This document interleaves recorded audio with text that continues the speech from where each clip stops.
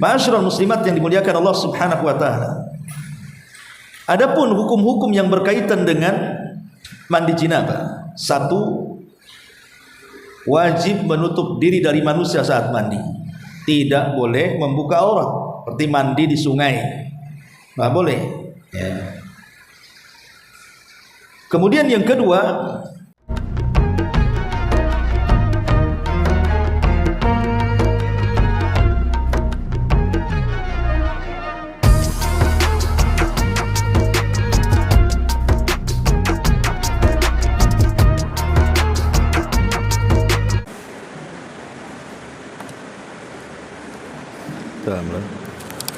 Bismillahirrahmanirrahim. Assalamualaikum warahmatullahi wabarakatuh. Alhamdulillah wassalatu wassalamu ala Rasulillah wa ala alihi wa sahbihi wa mawalah wa la hawla wa la quwwata illa billahi wa ba'du. Alhamdulillah, di pagi ini kita bisa melanjutkan kajian kita, masih membahas kitab Umdatul Ahkam, dan kita masuk pada bab kelima tentang mandi janabah. Sebelum kita baca hadisnya, kita akan memberikan gambaran terlebih dahulu seputar mandi janabah ini. Ma'asyiral muslimat yang dimuliakan Allah Subhanahu wa taala, mandi janabah ini sangat penting untuk diketahui hukum-hukumnya dan tata caranya. Karena kalau tidak paham tentang hukum dan tata caranya, ini bisa mengakibatkan kefatalan dalam ibadah sholat. Artinya bisa saja sholat yang kita lakukan walaupun sudah mendatangkan seluruh rukun-rukun, wajib-wajib dan syarat-syarat sholat, tapi kalau dia bermasalah dalam mandi junubnya, maka tidak berguna sholatnya. Karena mandi junub ini mempengaruhi sah dan tidaknya sholat. Dan mandi junub ini adalah sebuah ibadah yang sangat dihajatkan bagi seorang muslim atau muslimah. Dan ibadah ini sifatnya rahasia, karena ibadah ini dilakukan secara tersembunyi. Tidak boleh seseorang membuka aurat di hadapan manusia, harus menutup diri dari keramaian. Bahkan ibadah ini menunjukkan tentang kesucian Islam itu sendiri. Karena Islam itu sangat menjunjung thaharah, kesucian yang itu berpengaruh kepada ibadah-ibadah yang lainnya. Dan Nabi SAW mengatakan at-tuhuru syatrul iman, bahwa suci itu bagian daripada keimanan. Ada sebuah hadis yang dikeluarkan Imam Abi Dawud dari Abi Darda radhiyallahu an. Nabi SAW bersabda, khamsun man jaa bihinna ma imanin dakhalal jannah. Ada 5 perkara, siapa yang berusaha untuk mengamalkannya di atas keimanan, maka dijamin masuk surga. Apa saja 5 perkara itu? Kata Nabi SAW, man hafadha ala salawatil khams, orang yang menjaga salat 5 waktu, ala wudu'ihinna wa ruku'ihinna wa sujudihinna wa mawaqitihinna. Selama seseorang itu menjaga wudunya, menjaga rukunya, menjaga sujudnya, dan menjaga waktu-waktunya. tentu menjaga wudu karena tidak sah solat kecuali dengan berwudu. Menjaga ruku dan sujud, disinilah rahasia solat, ada di ruku dan sujud. Karena saat ruku dan sujud itulah dosa-dosa kita akan berjatuhan. Makanya saat solat ketika ruku dan sujud itu jangan main-main. Di situ harus sungguh-sungguh. Apalagi ibu-ibu solat sendiri di rumah, maka kalau bisa perlama di dua tempat ini. Jadi lamakan rukunya, lamakan sujudnya, itu kesempatan merontokkan dosa. Karena saat sholat itu dosa diletakkan oleh Allah di pundak dan di kepala. Jadi saat ruku dan sujud berguguran dosanya. Adapun mawaqitihinna, menjaga waktu-waktunya, sebab kalau sholat di luar waktu tidak sah. Maka siapa yang menjaga sholat 5 waktu, dari mulai menjaga wudunya, menjaga rukunya, menjaga sujudnya, dan waktu-waktunya, maka orang ini akan dijamin masuk surga. Yang kedua, wasama Ramadhana, dan berpuasa Ramadan. Yang ketiga, wahajjal baita in istata'a ilaihi sabila, kemudian melaksanakan haji bagi yang sanggup. Kemudian yang keempat, wa ataz zakata tayyibatan biha nafsuhu. Kemudian yang keempat, berusaha menunaikan zakat dari harta untuk membersihkan jiwanya. Dan yang terakhir, wa addal amanata, dan berusaha menunaikan amanah. Kemudian Rasul ditanya, wama adaul amanah, apa yang dimaksud menunaikan amanah ini? Salat kita sudah tahu, puasa sudah tahu, haji sudah tahu, zakat sudah tahu. Lalu apa yang Anda maksudkan menunaikan amanah di sini? Maka Nabi SAW mengatakan al-ghuslu minal janabah. Maksud menunaikan amanah di sini adalah mandi dari junub. Kemudian kata Rasul mengatakan innallaha lam ya'man ibna Adam ala syai'in min dinihi ghairaha. Karena Allah Subhanahu wa ta'ala belum merasa aman dari anak Adam terhadap sesuatu dari agamanya tanpa mandi jinabah ini. Karena orang yang mandi junub ini, orang yang tidak mandi junub ini tadi banyak mempengaruhi ibadah. Salah satunya adalah ibadah yang sangat vital setelah syahadat, salat. Bisa tidak sah salatnya kalau orang tidak mandi junub. Dan mandi junub sendiri adalah termasuk syiar yang sangat agung, di mana Nabi SAW tidak pernah meninggalkan sesuatu kecuali pasti menjelaskannya. Lah termasuk di sini juga Nabi SAW menjelaskan tentang hukum-hukumnya. Karena toharoh itu kan berkaitan dengan dua perkara. Pertama dengan hadas kecil, dan yang kedua dengan hadas besar. Kalau suci dua-duanya, berarti dia bisa melaksanakan ibadah apa saja dan menghilangkan hadas kecil dengan cara berwudu, tapi menghilangkan hadas besar dengan cara mandi junub. Ma'asyiral muslimat yang dimuliakan Allah Subhanahu wa ta'ala, adapun yang menjadikan kenapa mandi junub ini menjadi sebuah kewajiban, itu karena dua perkara. Yang pertama, karena keluarnya sperma, baik di saat dia tersadar ataupun saat dia tidur. Kalau sampai keluar mani atau sperma, baik ketika dia sadar ataupun tertidur, maka wajib mandi.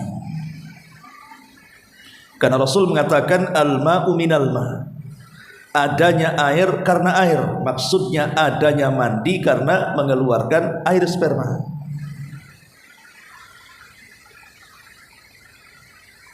Kemudian yang kedua, melakukan hubungan suami istri walaupun tidak keluar sperma. Jadi ada suami istri berhubungan, tapi tidak mengeluarkan sperma. Mungkin karena terburu-buru datang tamu atau apa masalahnya, tetapi dia sudah melakukan hubungan dan berjumpa antara 4 cabang yang disebutkan Nabi SAW. Idza jalasa baina syu'abihal arba wa massal khitan al khitana wajabal ghusl. Apabila sudah berjumpa 4 cabang, kemudian masing-masing kemaluan sudah menempel, maka wajib mandi walaupun tidak mengeluarkan air mani. Lah ini 2 perkara inilah yang mewajibkan mandi junub. Tapi apakah cuma 2 perkara ini saja? Tidak. Ada perkara-perkara lain yang juga dianjurkan untuk mandi junub.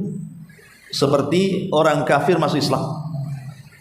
Orang kafir masuk Islam itu dianjurkan mandi. Karena Nabi SAW disebutkan dalam hadis Abi Hurairah radhiyallahu an pada kisah Thumamah ibn Asal ketika dia masuk Islam, maka Nabi menyuruh Thumamah untuk mandi. Jadi kisahnya Thumamah ini seorang pembesar dari sebuah kabilah besar di sekitar Arab di zaman itu. Ketika dia hendak umrah, maksudnya umrah jahiliyah, ditangkap oleh pasukan Nabi, kemudian diikat di tiang. Dan selama 3 hari Nabi SAW tetap mengikatnya. Dan ini menunjukkan bahwa di orang-orang junub ini boleh tinggal di masjid. Karena Thumamah itu kan orang kafir, diikat di masjid selama 3 hari oleh Rasul. Otomatis orang kafir kan tidak mandi junub kan. Kalau memang orang junub tidak boleh tinggal di masjid, Thumamah tentu tidak mungkin diikat dalam masjid. Tapi selama 3 hari Thumamah diikat di masjid itu, dia melihat akhlak Rasul dan para sahabat luar biasa.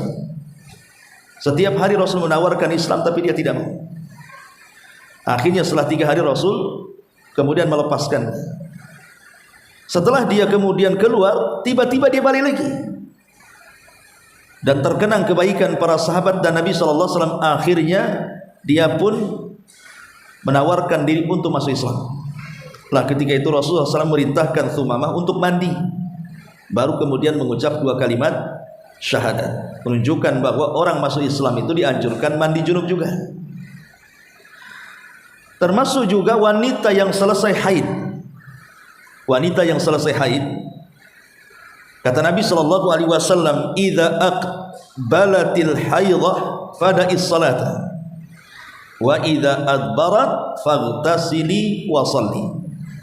Rasul pernah bicara kepada Fatimah binti Abi Hubais radhiyallahu anha dan mengatakan, wahai Fatimah, kalau datang haidmu jangan sholat, tapi kalau selesai haidmu mandilah kemudian sholat. Menunjukkan wanita yang selesai haid dianjurkan juga mandi besar atau mandi junub. Termasuk juga orang yang sudah meninggal. Orang yang sudah meninggal dimandi jinabahkan, tentu oleh orang yang hidup. Kalau orangnya mandi sendiri ya nggak mungkin, orang udah mati kan. Dan itu disebutkan dalam hadis Bukhari Muslim dari Ummu Atiyah radhiyallahu anha. Dia mengatakan, dakhala alaina an-nabiy sallallahu alaihi wasallam wa nahnu nughassilu ibnatahu. Kata Ummu Atiyah, satu hari Rasul masuk ke tempat kami sementara kami dalam kondisi memandikan putri beliau. Maka Rasul mengatakan kepada Ummu Atiyah, igsilnaha thalathan aw khamsan aw aktsara min dzalik.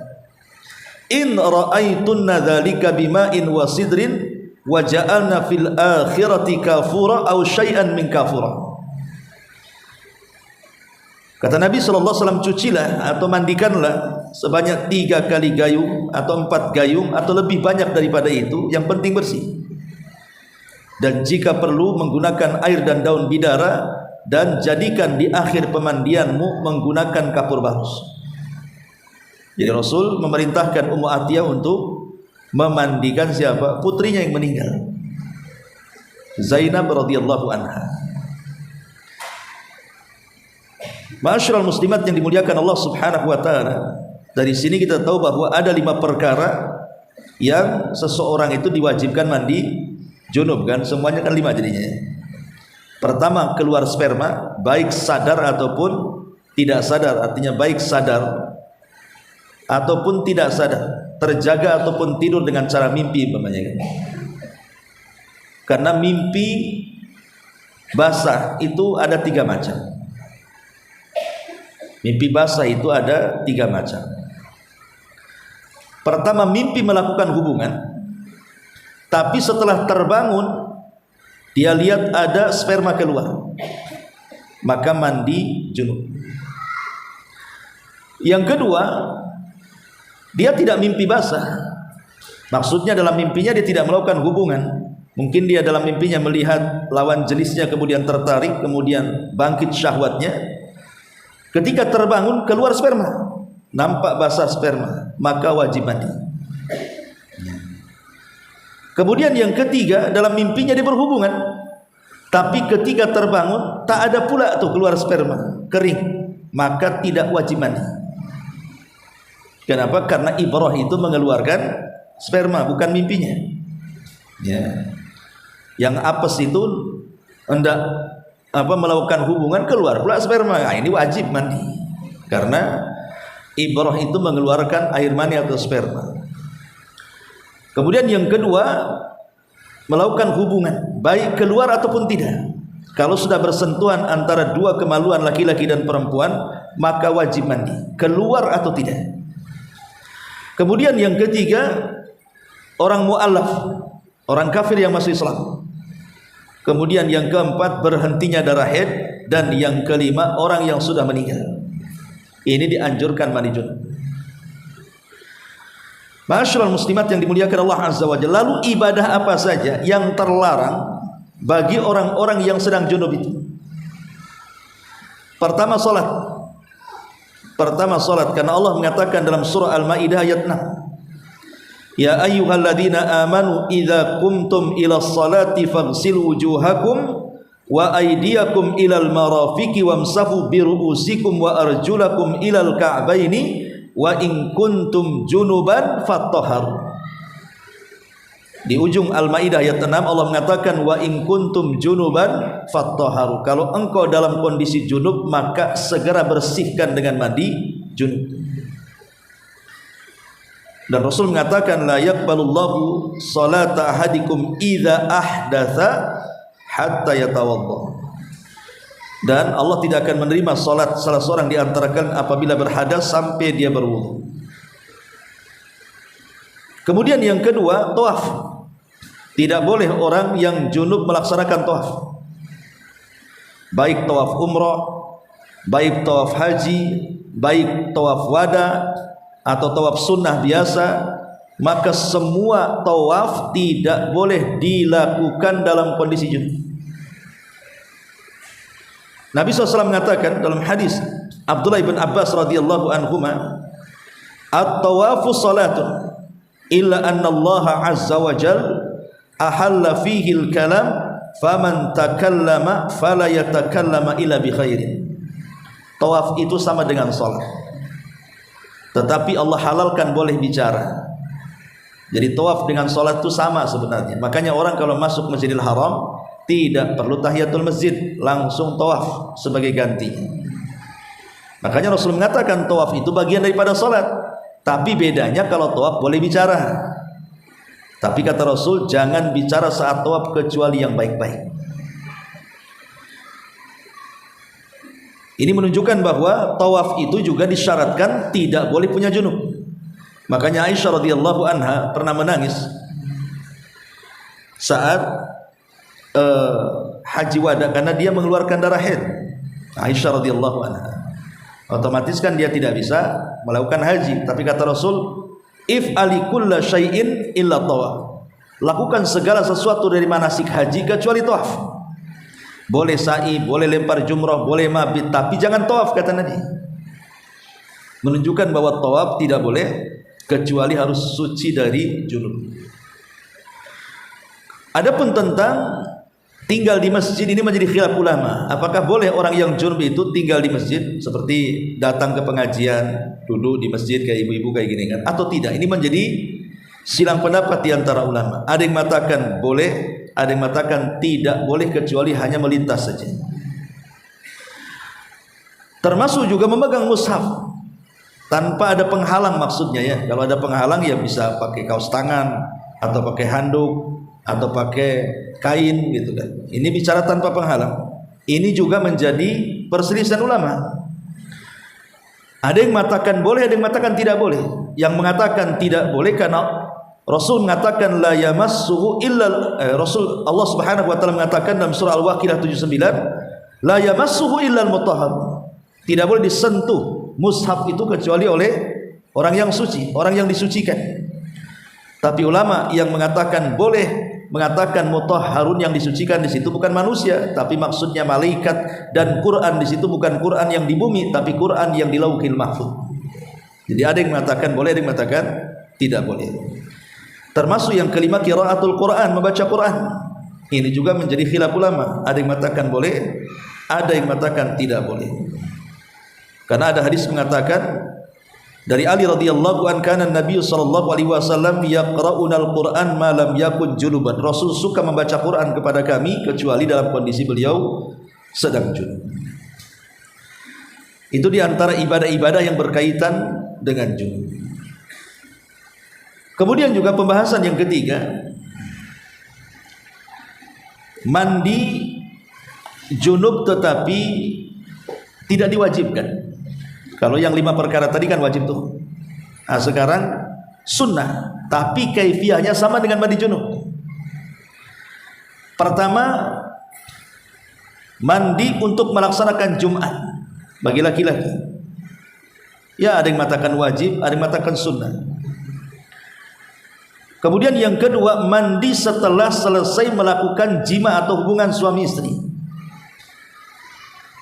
Jadi kalau seandainya ibu melakukan hubungan di malam hari, langsung setelah melakukan hubungan ibu langsung mandi, tidak harus menunggu di waktu pagi, maksudnya itu sunnah hukumnya. Karena Rasul mengatakan apa?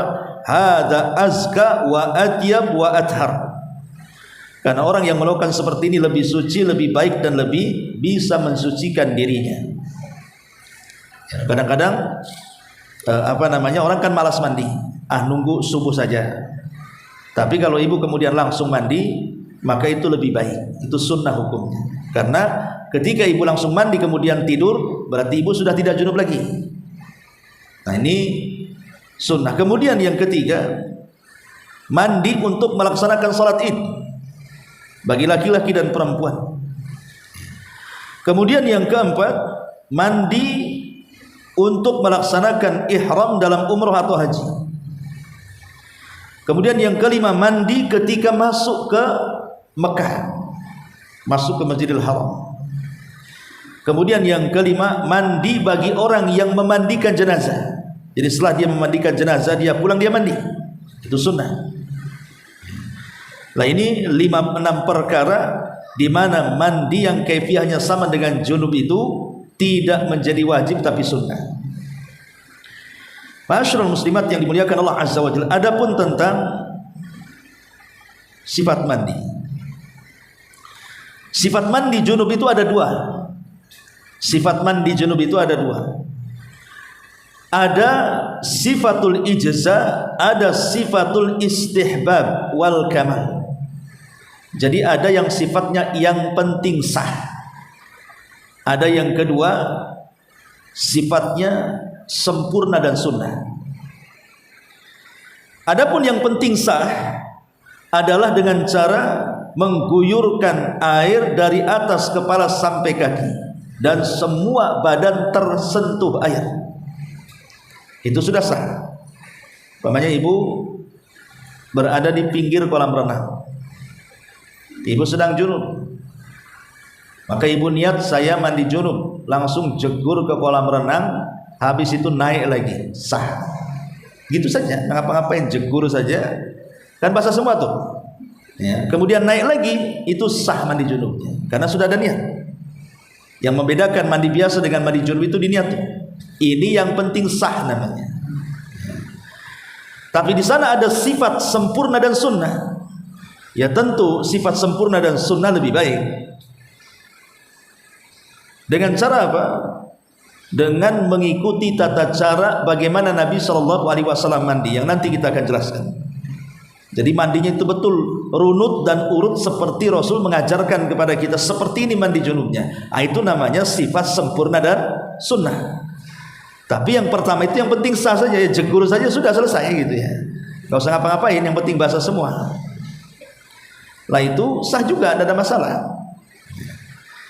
Ma'asyiral muslimat yang dimuliakan Allah Subhanahu wa taala. Adapun hukum-hukum yang berkaitan dengan mandi janabah. Satu, wajib menutup diri dari manusia saat mandi. Tidak boleh membuka aurat, seperti mandi di sungai. Nggak boleh. Ya. Kemudian yang kedua, disunahkan berdoa kalau ibu posisinya di kamar mandi. Maka ya biasalah ibu ketika masuk ke kamar mandi harus berdoa kan. Allahumma inni a'udzubika minal khubthi wal khaba'is. Ya. Kemudian ibu mandi. Kemudian yang ketiga, air yang disediakan untuk mandi junub itu harus air yang suci dan mensucikan. Karena ada air itu yang suci tapi tidak mensucikan. Seperti mamanya jus jeruk. Pak boleh ibu mandi janabah pakai jus jeruk. Habis mandi dikerubungi semut nanti. Itu suci, bisa dimakan, tapi kan tidak mensucikan. Hanya suci saja. Jadi air itu harus suci dan mensucikan. Kemudian yang keempat, sebagian ulama fikih mengatakan tentang makruh hukumnya berlebihan di dalam penggunaan air. Walaupun air di bak mandi banyak, tapi jangan dikuras. Jangan kayak nguras bak mandi, ya secukupnya saja mandi itu, tidak perlu berlebihan. Bahkan sebagian ulama mengatakan makruh. Kemudian yang keenam, kalau seseorang sedang berpuasa, umpamanya ibu sahur jam 4 ya. Ibu masih bingung, kan semalam melakukan hubungan dengan suami, bangun pula di jam 4. Kalau ibu mandi, habislah waktu sahur. Kalau ibu sahur belum mandi, mendekati sholat subuh. Maka kalau seandainya seperti ini, nggak apa-apa, ibu sahur saja. Dan kalau seandainya sampai mendengar azan subuh ibu belum mandi junub, maka itu tidak membatalkan puasanya. Jadi sekalipun kemudian seseorang mandi junub, belum mandi junub dan sudah mendengar azan dan dia sedang berpuasa, maka tidak membatalkan puasanya. Ini yang keenam. Kemudian yang ketujuh, bagi orang yang junub dan dia tidak mendapatkan air, maka boleh mengganti dengan tayamum. Makanya bu, jangan sampai gara-gara tidak ada air, kemudian suami minta jatah ibu tolak, berdosa. Kata ibu, nggak ada air bang, nanti mandi pakai apa? Akhirnya suaminya marah, dilaknat ibu sampai pagi itu sama malaikat. Sudah layani saja. Kalau di pagi hari tidak ada air, ya tayamum, selesai. Apa masalahnya? Tayamumnya seperti apa? Apa guling-guling di pasir? Tak ada pula pasir, tak mungkin guling pula depan rumah kan. Ini ibu ngapain subuh-subuh guling-guling? Ya seperti tayamum biasa, cuman niatnya mandi junub gitu saja. Niatnya mandi junub ya tayamum ya biasa, tepuk, tiup, nah, kemudian usap wajah, kemudian usap tangan, selesai itu. Begitu saja. Ya tidak ada yang susah dalam Islam ini. Jadi kalau seandainya tidak ada air, maka boleh menggunakan tanah sebagai bentuk bersuci dari junub dengan cara tayamum. Nah ini yang berkaitan dengan hukum-hukum seputar mandi junub. Adapun kaifiahnya yang pertama, kaifiahnya adalah jangan lupa membaca basmalah sebelum mandi. Kemudian yang kedua, boleh seseorang itu mandi bersama pasangannya.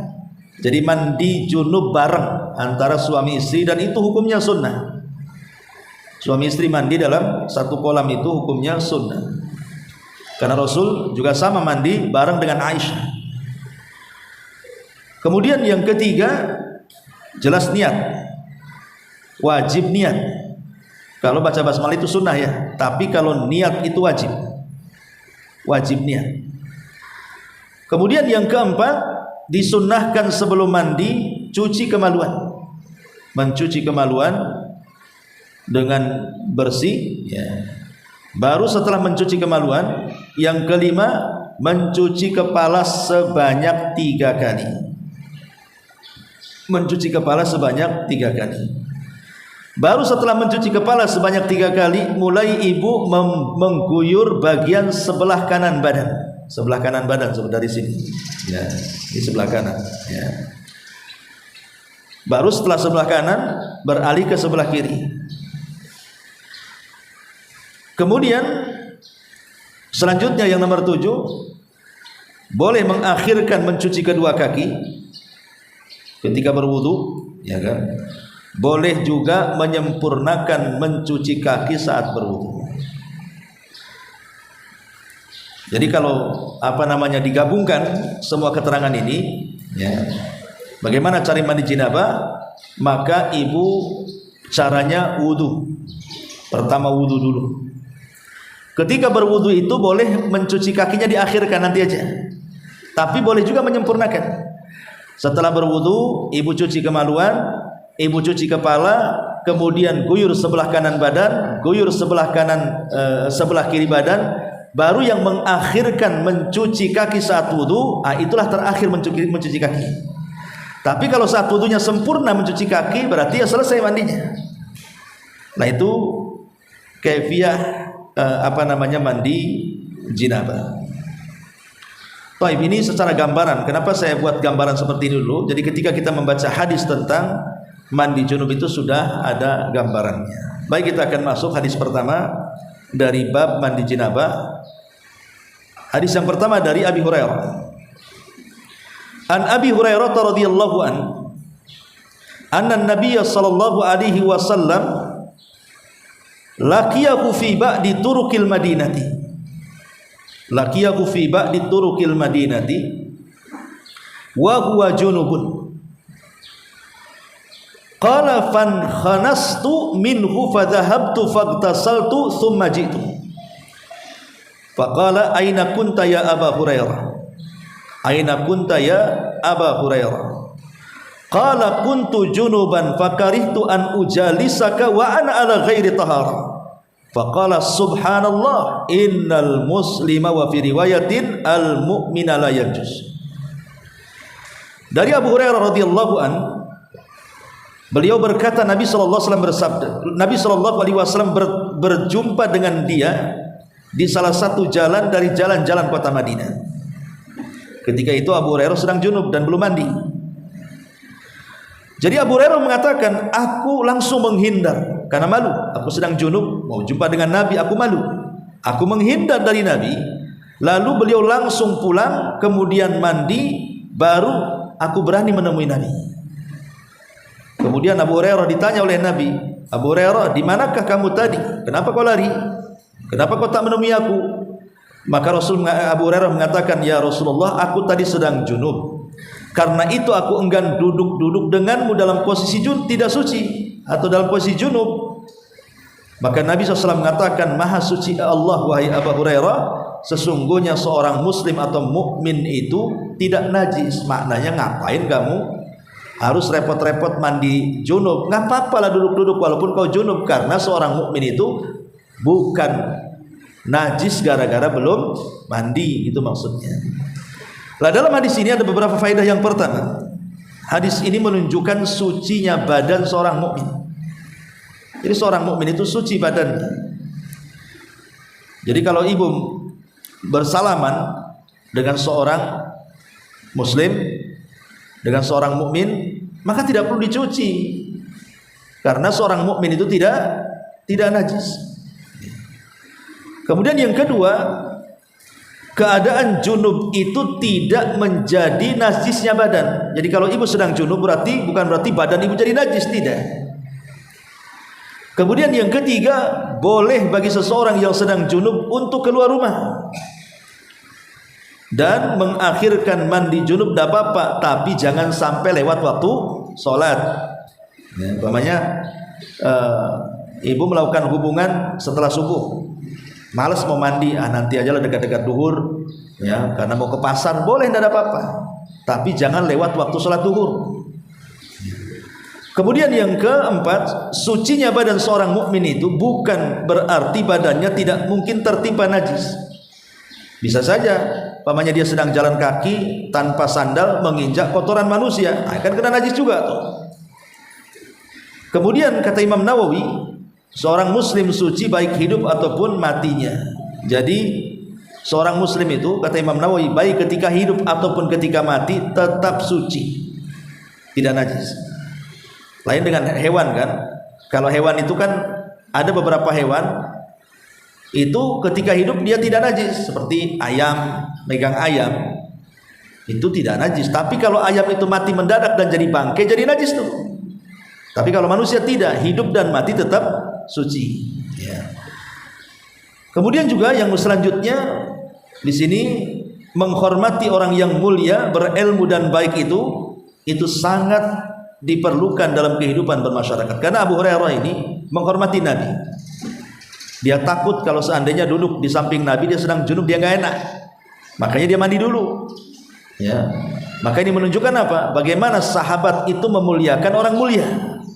Maka di sini juga ada faedah, hendaklah menghormati orang mulia, orang berilmu, orang baik dengan sebaik-baik bentuk akhlak, pakaian dan yang semacamnya.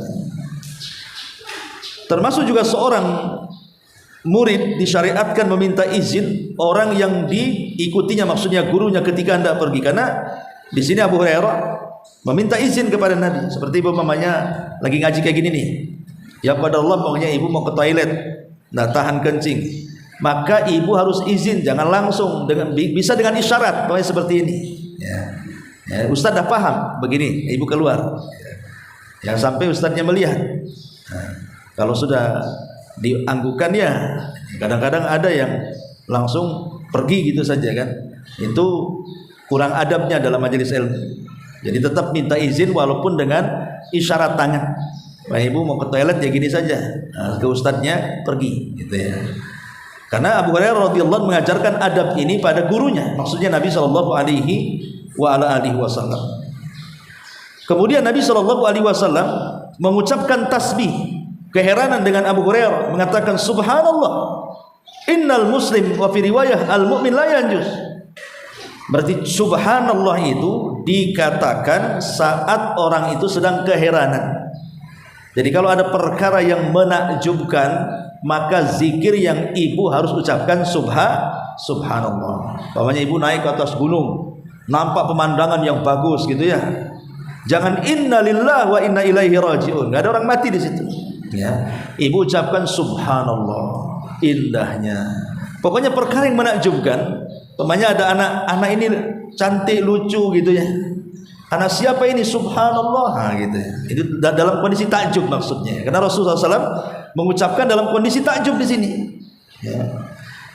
Kemudian juga di sini juga ada faedah tentang inayatun Nabi Shallallahu Alaihi Wasallam bi ashab. Bagaimana perhatian Rasul kepada para sahabatnya, mencari tahu. Ketika Abu Hurairah menyingkir dan Rasul belum tahu alasannya, rupanya setelah tahu alasannya Rasul SAW bertanya, kenapa engkau pergi wahai Abu Hurairah? Ini menunjukkan apa? Adanya perhatian. Makanya penting memberikan perhatian sesama kaum muslimin. Kayak ibu ini ngaji di sini, kok ada salah satu tidak hadir itu, nanya-nanya lah, si Anu kok tidak hadir ya? Nah, gitu maksudnya ya. Kemana dia? Supaya apa? Menunjukkan adanya ukhuwah di situ, persaudaraan. Karena ada orang yang cuek gitu ya, si Anu mau hadir nggak hadir terserah kan itu, yang penting aku hadir. Nah, ini kan orang cuek ya. Bahkan ada yang mengatakan bagus tak hadir katanya. itu. Jadi ini juga ada inayah, harusnya sesama kaum muslimin saling memberikan perhatian. Sampai Rasul mengatakan kepada orang, kemana kau Abu Hurairah kan gitu ya, kenapa kau pergi? Jadi ada perhatian seperti itu. Kemudian juga jawazu mujalasati al-junub, boleh seseorang itu duduk dekat-dekat orang yang junub walaupun belum mandi, tidak apa-apa, dan tidak nular juga junubnya. Dulu di samping dia tidak masalah kan gitu ya, ngobrol walaupun dia belum mandi.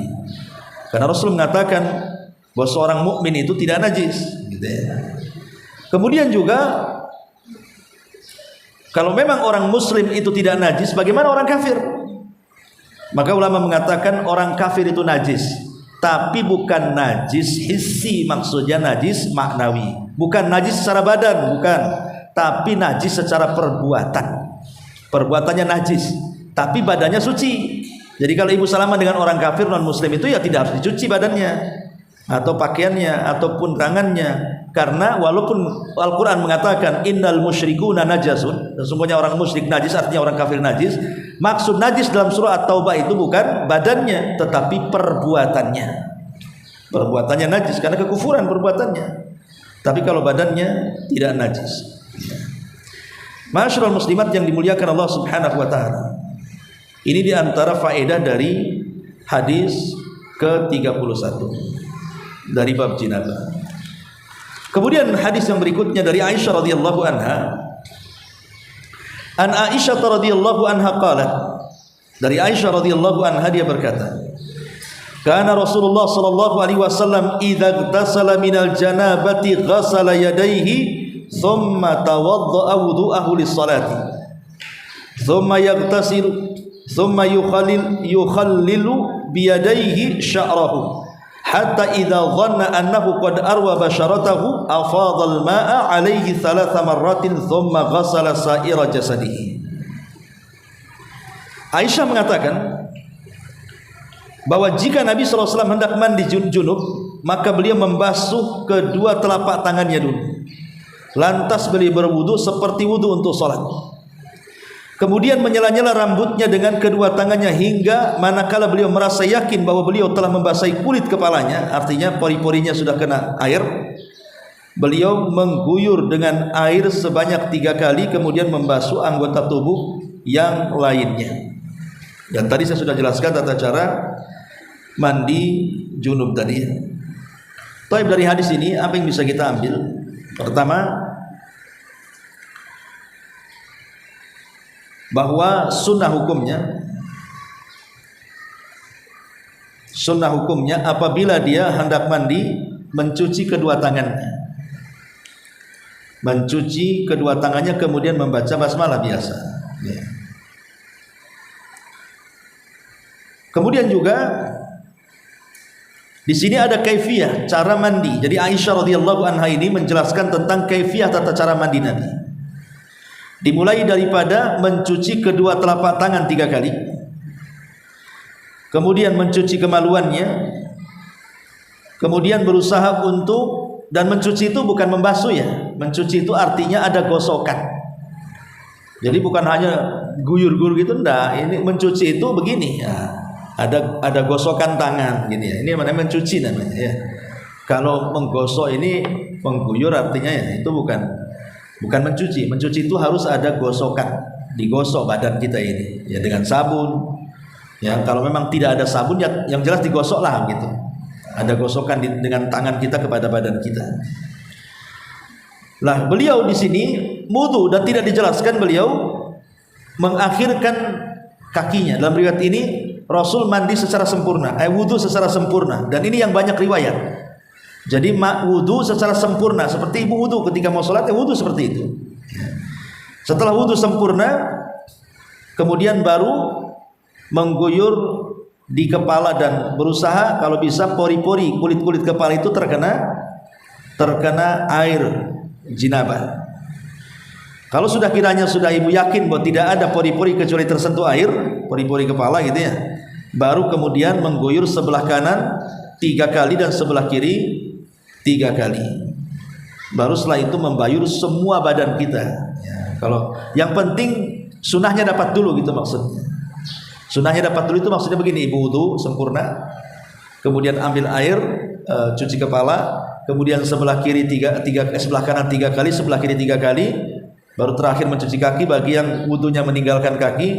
Itu sudah dapat tuh sunahnya ya. Nah, setelah itu terserah ibu mau mandi kayak apa ya, mau kayak bebek, mau kayak mentok, mau kayak terserah, yang penting kan sudah dapat sunahnya tuh ya. Kalau sudah itu mau ngambil shower, mau apa terserah kan, yang penting sunahnya dapatkan dulu gitu maksudnya tadi.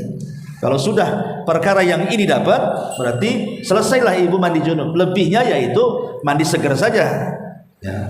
Tapi sekalipun demikian, jangan sampai kemudian israf dalam penggunaan air, berlebihan dalam penggunaan air. Kemudian di sini ada riwayat wa kanat taqulu, dan Aisyah radhiyallahu anha berkata, kuntu aghtasilu ana wa Rasulullah min ina'in wahidin naghtarifu minhu jami'a. Aisyah mengatakan, aku pernah mandi bersama Rasulullah dalam satu bejana dan kami menciduk air dari bejana itu berbarengan dengan Nabi SAW. Artinya bukan nyemplung dalam bejana, bejananya satu gitu ya, kemudian saling ciduk gitu. Bukan masuk ke dalam bejana ya. Tapi apakah boleh kemudian pamannya ada kolam masuk jegur dua-duanya? Ya tidak apa-apa. Tapi kalau bak mandi 1,5 meter ibu sama suami nyemplung di situ, mana pula itu ngerendam namanya ya. Kalau kolam besar iyalah ya kan. Nah, kalau kolam kecil saja ya berdua saling ciduk gitu saja, seperti yang dilakukan Aisyah dan juga Nabi Sallallahu Alaihi Wasallam. Wallahu alam, sekira 3 hadis dulu. Nanti minggu depan kita lanjutkan. Baik, sampai di sini kita buat aja, silakan.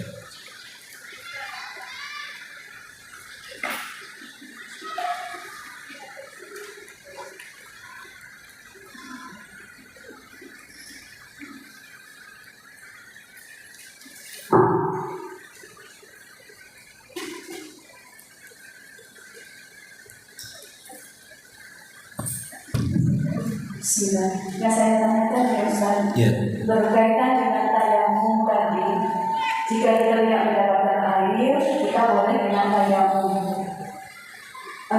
Jika kejadiannya kita menjelang sholat subuh misalnya tidak ada air gitu kan Ustaz.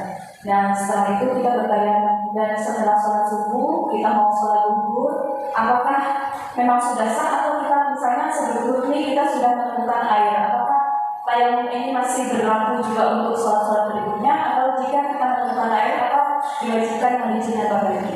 Iya. Terima kasih Ustaz. Ya, alhamdulillah. Menjadi polemik para ulama tentang tayamum ini. Apakah tayamum itu hanya hukumnya membolehkan untuk sholat, ataukah dia sama dengan wudhu mengangkat hadas? Di situ polemiknya ulama. Apakah tayamum itu hanya semata-mata hanya untuk membolehkan sholat saja?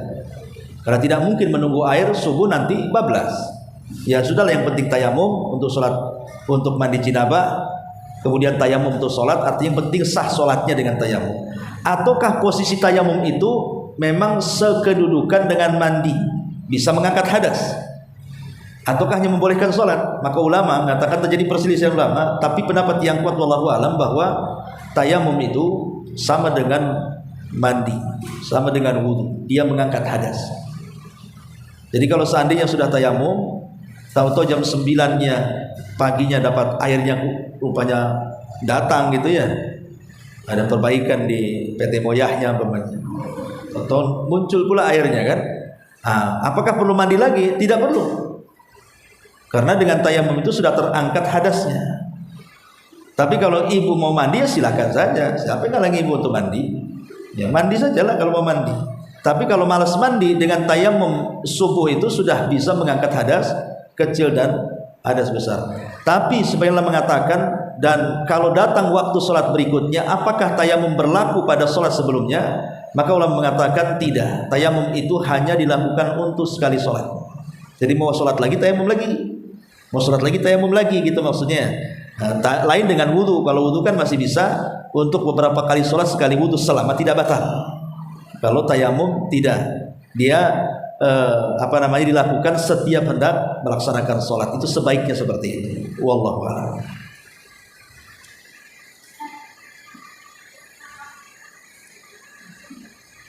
Iya.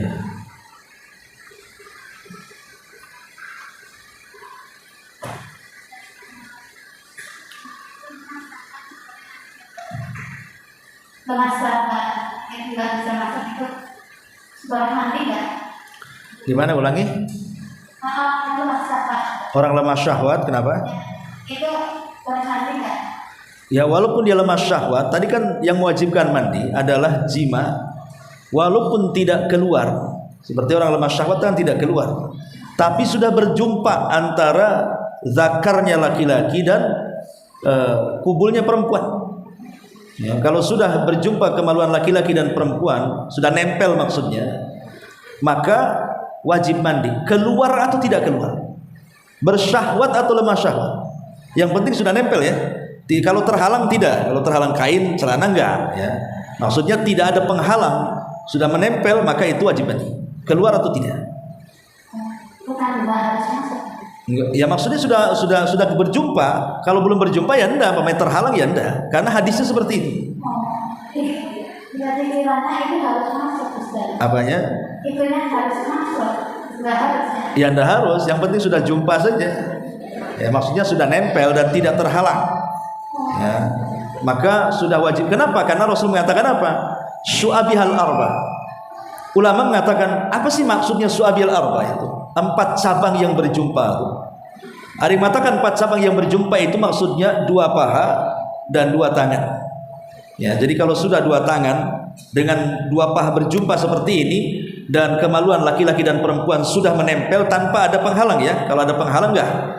Ya enggak wajib mandi. Tapi kalau tidak ada penghalang dan sudah jumpa 2 paha dengan 2 tangan dan bersentuhannya 2 kemaluan, wajib mandi. Keluar atau tidak? Ini aturan. Itu gimana soal yang bahas? Ya tidak sah, karena sudah dianggap hadas besar. Karena dia kan bersunnah harus masuk pikirannya gitu. Wallahu alam ya, mungkin ada pemahaman baru kali. Mungkin ada maksudnya mungkin ada penambahan keterangan ustaz lain, wallahu alam ya. Tapi yang saya pahami di sini zahir hadis jelas di situ berjumpa. Itu yang kedua, kalau tidak itu makan belum mandi, makannya haram nggak Ustaz? Apanya? Makan.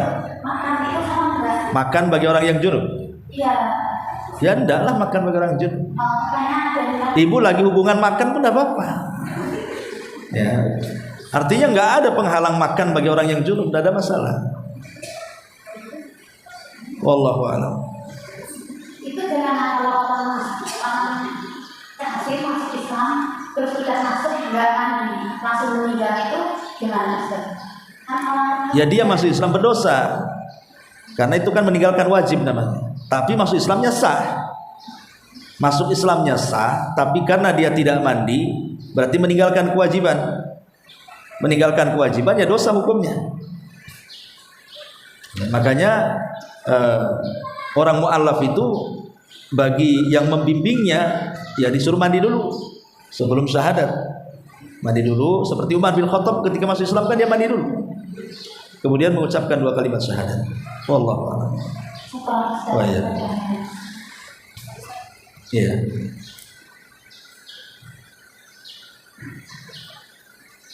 Ustaz, ketika duduk hendak sholat tidak mendapatkan air, tayamumnya itu berapa kali Ustaz? Untuk duduknya dan untuk sholatnya itu Ustaz? Sendiri-sendiri. Oh, niatnya sendiri-sendiri. Iya. Jadi tayamum sendiri untuk junub, nanti setelah itu tayamum sendiri untuk sholat gitu maksudnya. Iya. Allah. Ya, saya kira cukup. Subhanallah, hamdika, asyhadu an la ilaha illa anta, astaghfiruka